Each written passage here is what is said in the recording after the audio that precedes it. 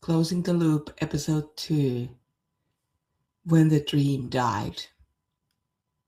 Welcome back to Closing the Loop. I'm really grateful that you're here.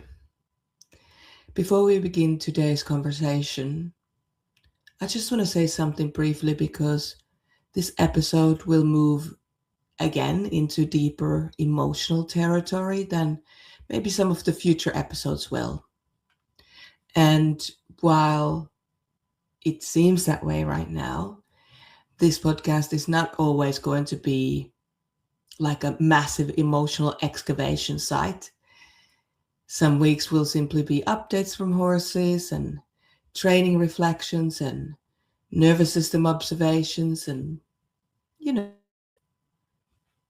lesson and clinic updates and conversations around horsemanship and what it actually looks like to pursue this 2032 Brisbane goal in a conscious and emotionally integrated way. Having said that, I also made a commitment to myself when I started this podcast that I would tell the truth about this journey as honestly and openly as I can. Because I think many people are exhausted by polished stories that kind of leave out the emotional reality underneath them. And if I'm going to talk authentically about returning to this dream, then eventually I do have to talk about what happened when the original dream ended. Or at least what I thought was the end. So, for a really long time, I genuinely believed that losing Vesper and losing the Olympic pathway with her meant that I had somehow failed at the thing that mattered to me most. And looking back now, I can see that what actually collapsed was not the future that I was building, but my trauma identity.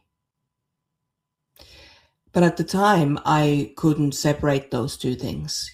Horses had never simply been a sport for me.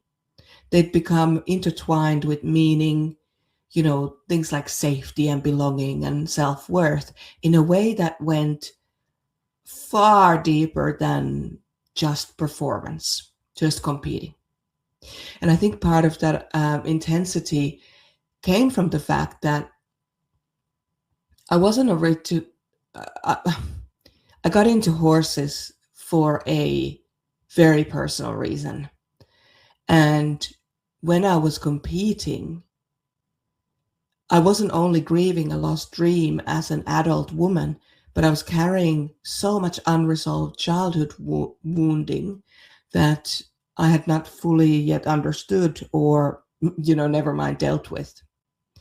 So growing up around narcissistic parental dynamics and childhood abuse, it changes the way that a person relates to their identity, but to identity in general. So if you haven't experienced this, I love that for you. And if you have experienced these things, you know that you become like hyper aware around other people's emotions as well as their needs, while becoming increasingly disconnected from your own. So you learn to earn approval, or at least try to earn approval, because of course in some of these situations it's a double bind. You can never actually win, so you can never actually get that thing that's driving you. But you try, and you learn so much to try and earn that approval, rather than simply exist within approval. You might also become highly adaptable. Most entrepreneurs and most entrepreneurial spirits come from these kinds of backgrounds, and they succeed later in life in different ways because they are so adaptable. Also highly responsible. You can also become highly capable, competent. But of course, underneath all of that is still that little child quietly asking, am I enough yet? Without ever fully believing the answer, even if they're told yes.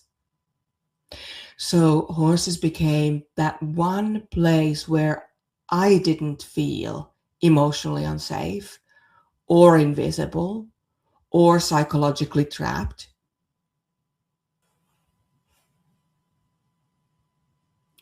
Around horses, and eventually within high performance environments, I could finally feel, that competence had a place to be, that capacity, that adaptability had a place to be.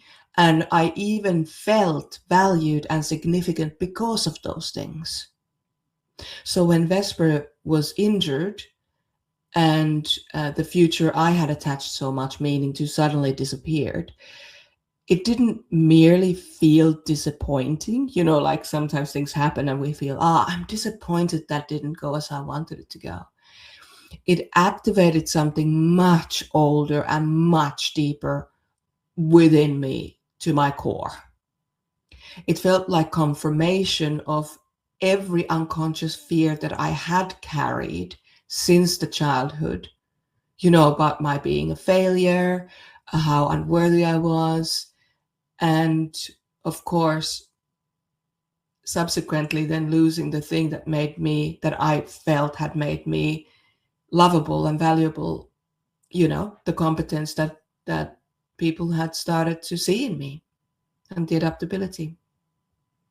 So I wasn't just dealing with the emotions of I'm a failure, I'm never good enough, I'm not worthy enough for my basic needs to be met, but also that I've found this amazing thing in my life that where I feel like I'm actually seen as the person that I am, not my trauma.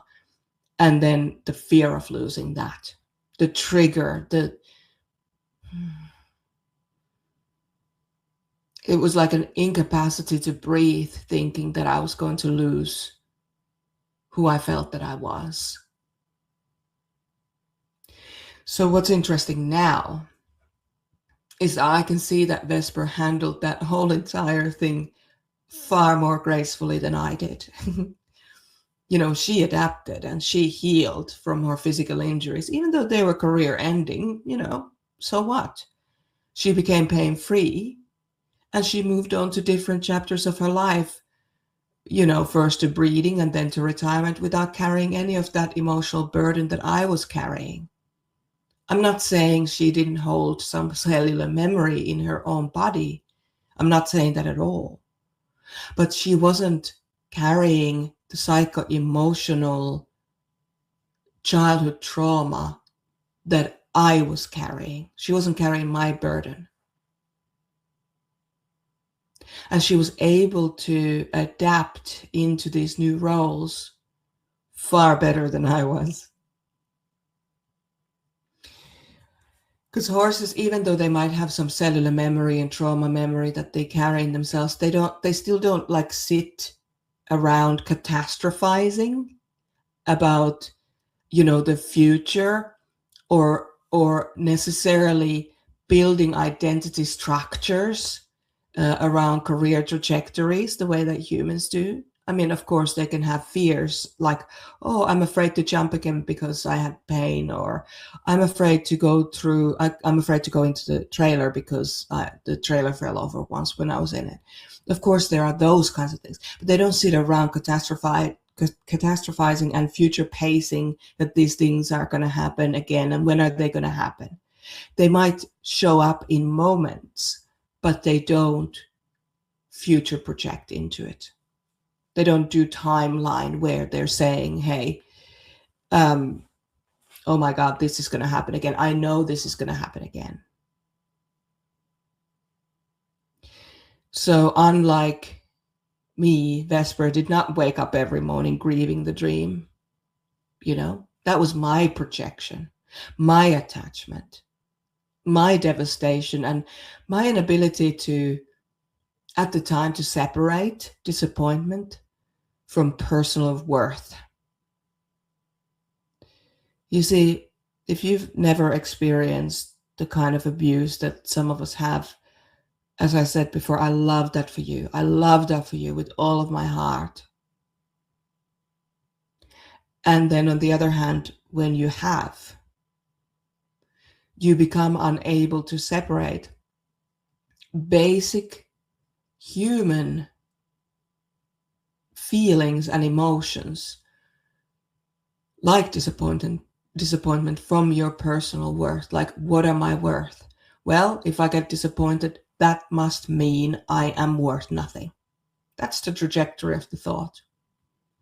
And I really want to say this with as much love and directness and openness as I can, because I think many ambitious people quietly experience this, especially women who tie their identity to performance or capability or being the person who can hold everything together, you know?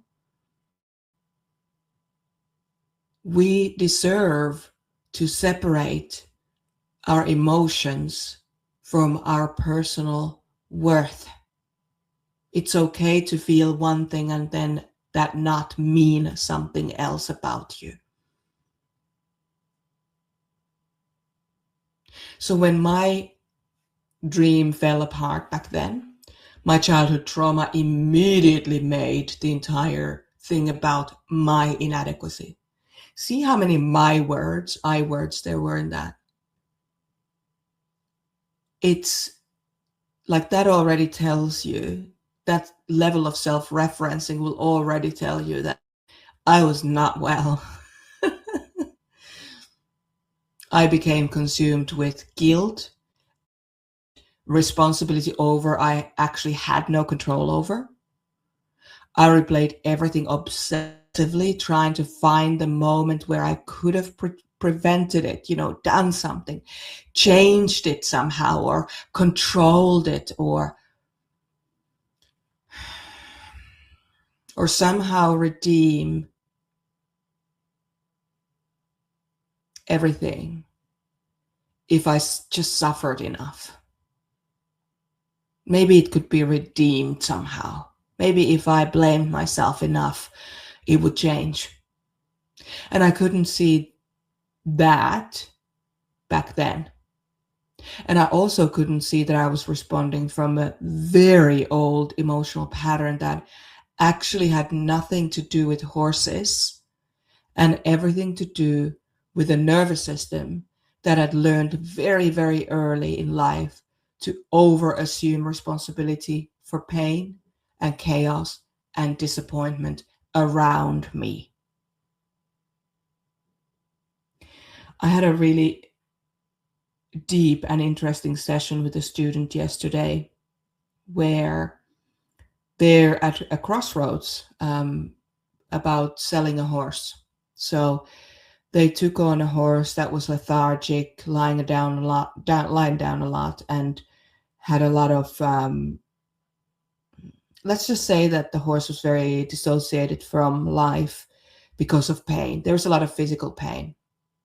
And now that the pain is no longer there, the horse is showing different side of his personality.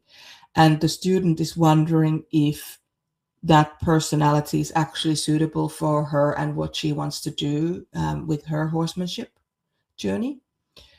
And so we were walking through all of these different scenarios and what was coming up for her. And I don't want to speak on her behalf. She gets to speak, but this was my perception of what was happening for her, was a lot of these similar feelings, I've done something wrong because I might have to sell this horse. I'm disappointing. I just wasn't good enough. I'm disappointing myself. I'm disappointing the horse. So all of that old narrative that I can really remember and relate to very deeply. I was observing this in a student yesterday, and it took a while for me to remind her that she had actually potentially already rescued that horse, as in saved that horse from coercive control, which certainly is the case from what we've been dealing with, but also physiological pain and suffering. And sometimes our role, I had to remind her, is to do that, and then the horse can find a different space again. So for me, Vesper and I, we lived a part of our journey together.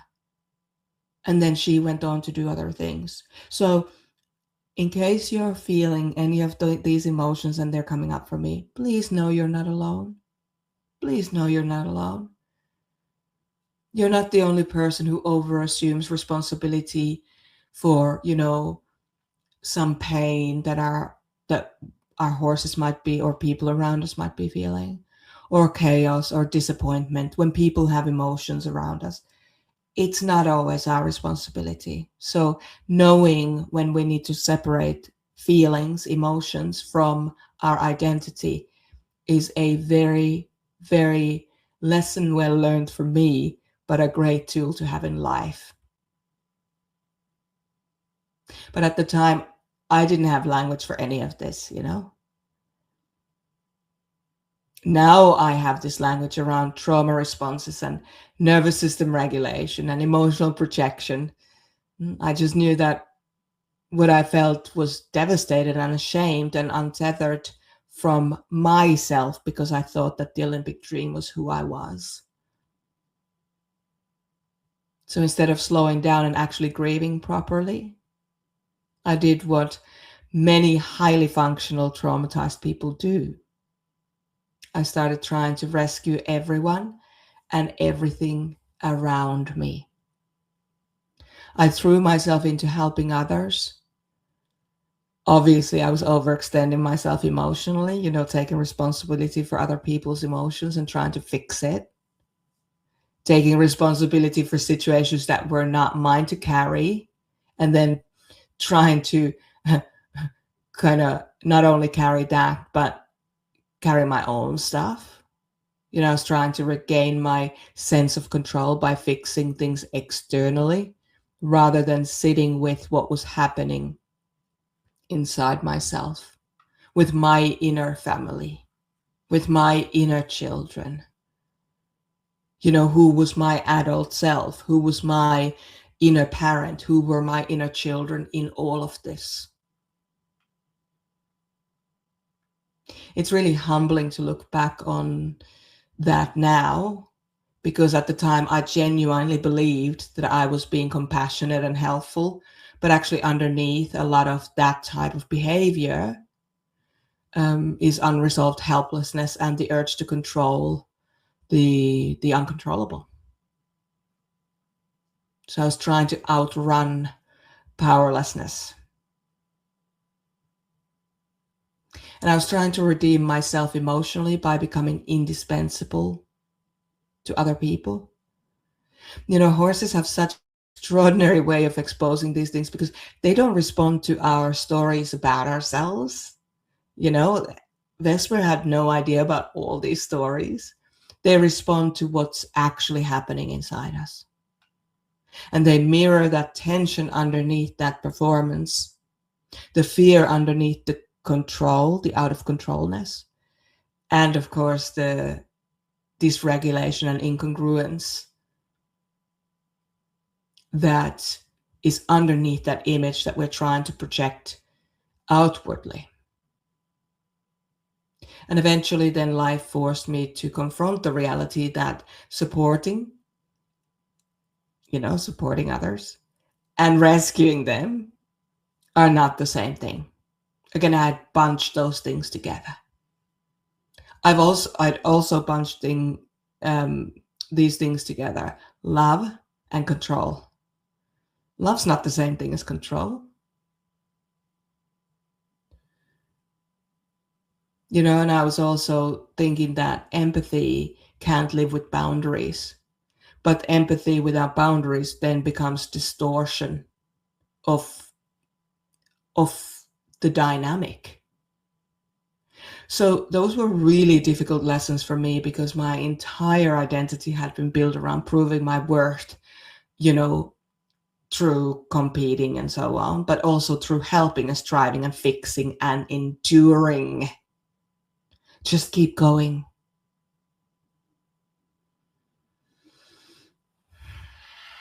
Slowing down long enough to ask who I actually was underneath all of that felt terrifying for a long time. It's in the blind spot for a reason, because when you start looking, you don't know what you find, and that can feel like your life is going to end.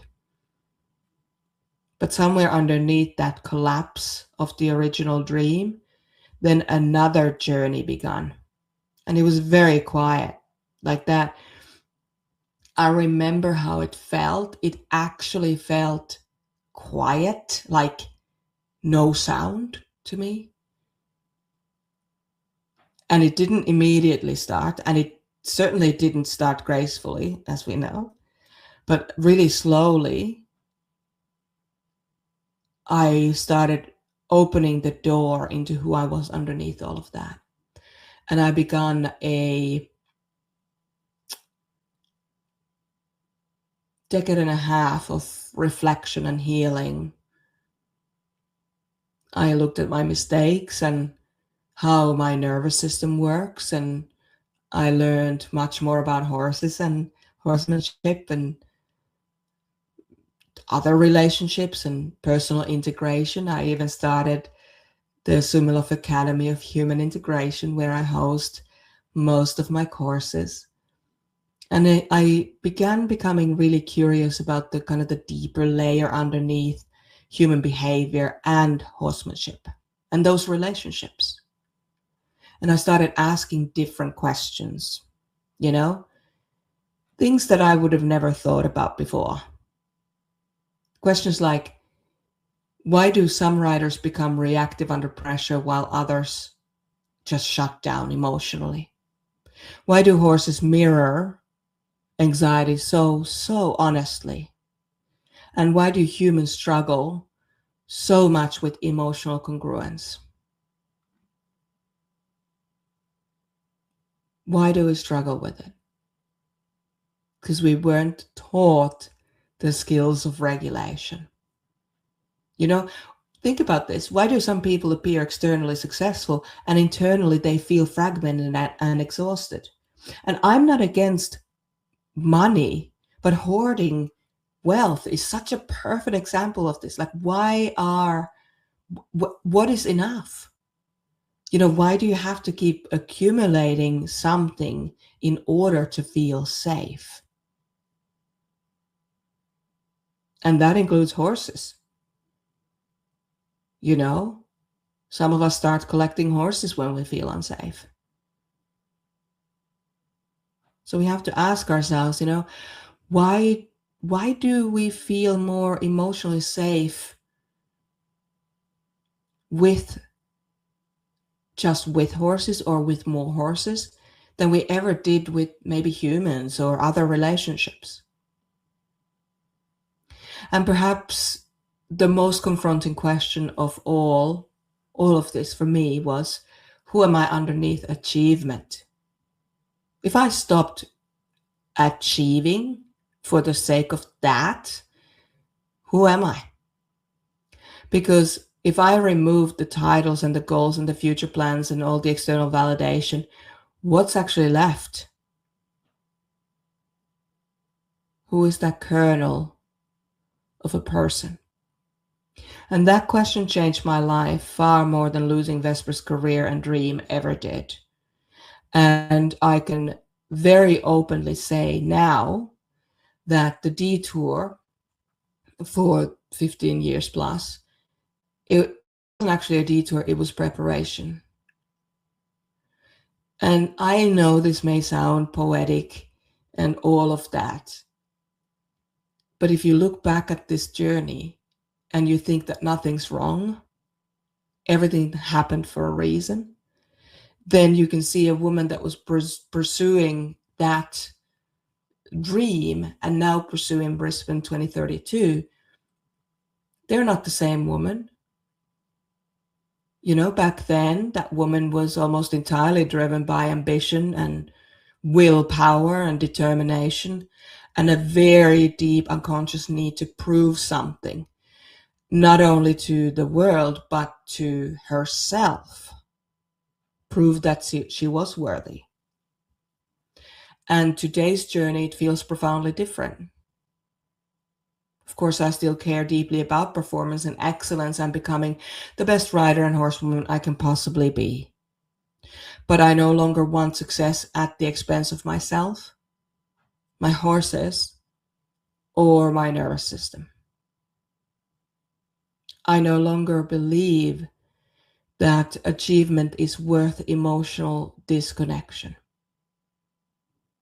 And I no longer believe that horses are bikes or owe me my career or anything for that matter.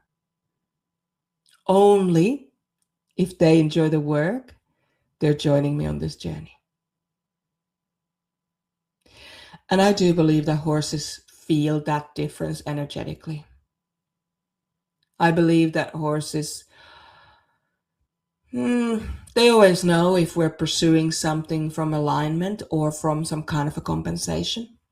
You know, compensation creates pressure in the relationship, and alignment and care and presence creates trust. One of those things needs control in order to feel safe, and the other one allows connection to exist alongside of ambition.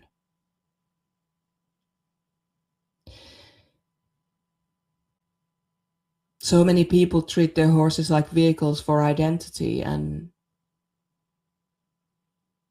I'm glad that I'm, although not perfect by any stretch of the imagination and always growing, I'm at least making an effort, a conscious effort.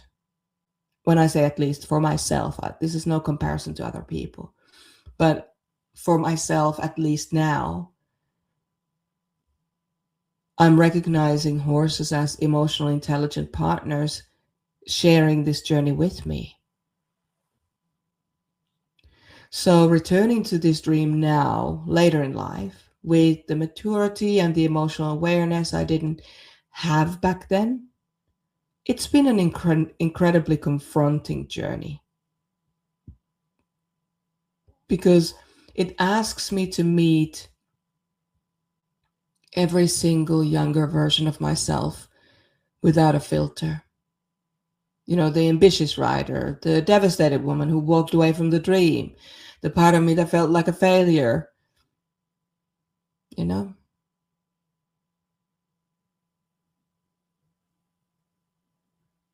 The part of me that confused achievement with worthiness. Ooh.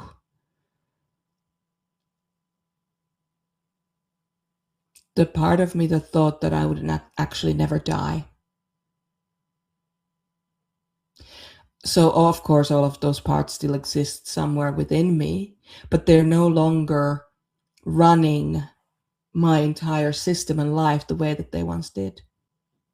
And maybe that is what loop I'm closing in this particular podcast, you know, not pretending that painful things never happened and not forcing positivity onto a grief, not erasing the younger versions of myself that struggled or collapsed or lost her way for that time period.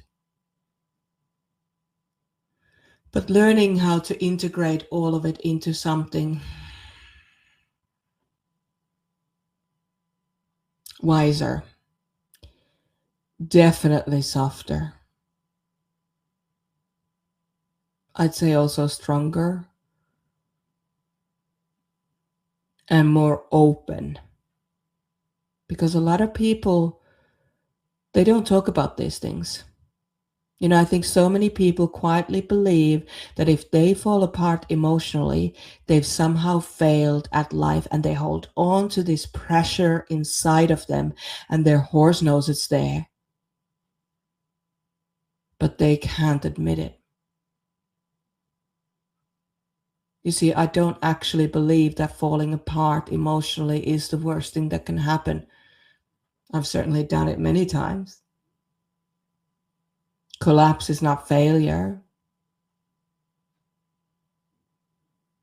Sometimes it's just the interruption that forces us into deeper relationship with ourselves.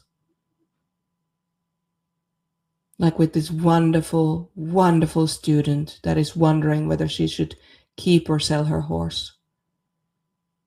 Going through the emotions of potentially feeling like a failure, and then challenging that belief by saying, you gave this horse what this horse needed, however you take this forward. That was an interruption that maybe allows her to make these decisions that are better for everyone involved. Sometimes that original version of a dream that we attach to has to fall apart because the person that's pursuing it is not yet emotionally equipped to carry it safely. I've said this before, you may have heard me say it. We might not yet be strong enough to carry that particular dream, but that doesn't mean that you give up. It doesn't have to mean that you're a failure. Because whether this person sells this horse or keeps the horse, by selling, they set a boundary with their time usage and what they actually want to experience in their horsemanship. And if they keep the horse, they get to go to a horsewoman with more tools in the shed. Both of those are big, big wins. And as for me, I now know that I wasn't ready back then, not emotionally, not psychologically, and not relationally with myself. Like if I'd actually ended up at that top level and at those Olympics, I don't know how I would have done, honestly. uh, like I had some skills around horses. I had the drive, that I had the commitment, but I didn't have any integration of my 4 people within. My inner family was all over the place. And frankly, I think that integration matters far more than people realize, especially in the horse world where the nervous system is constantly communicating underneath our behavior with our horses. And if you're not integrated, you just don't make good decisions. You just don't make good training or care or feeding or tack decisions. You just don't. So if you're listening to this and you ever walked away from something meaningful for you, or you lost confidence, or you experienced a version of yourself collapsing under the weight of expectation, because that can happen to a lot of us. Maybe you've experienced disappointment or identity loss. I just want you to know that the story doesn't actually end there.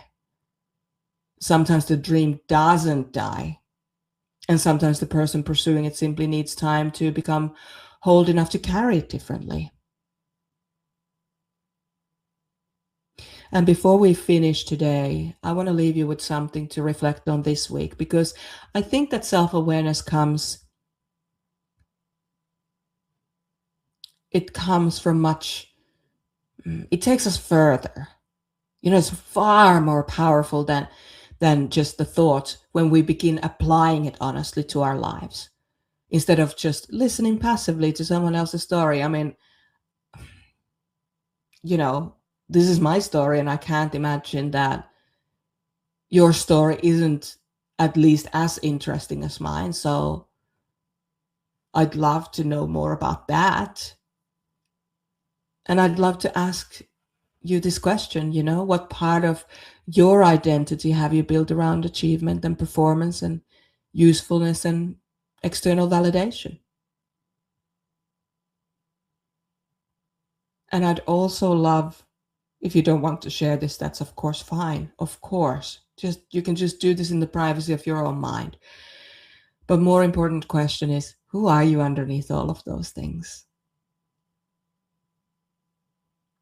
No, you don't need to force yourself into some huge existential crisis over it.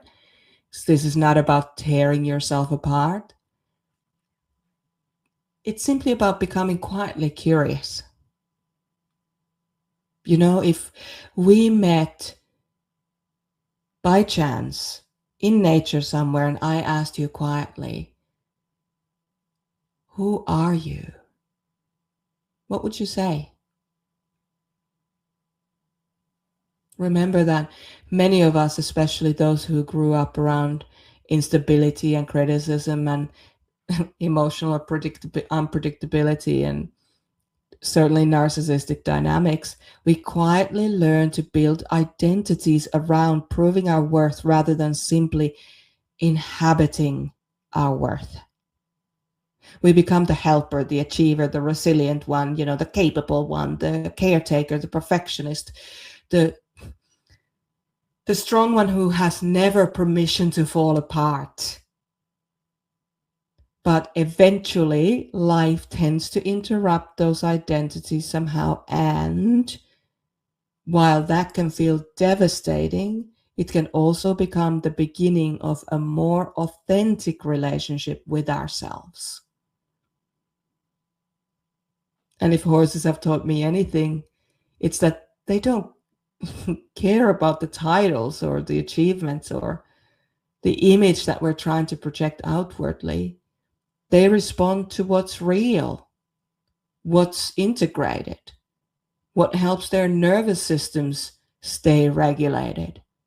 They respond to presence, So maybe this week, instead of asking yourself how to perform better in life, ask yourself, where can I slow down and feel safety, be more truthful, and feel more connected to who I actually am underneath all of those survival strategies,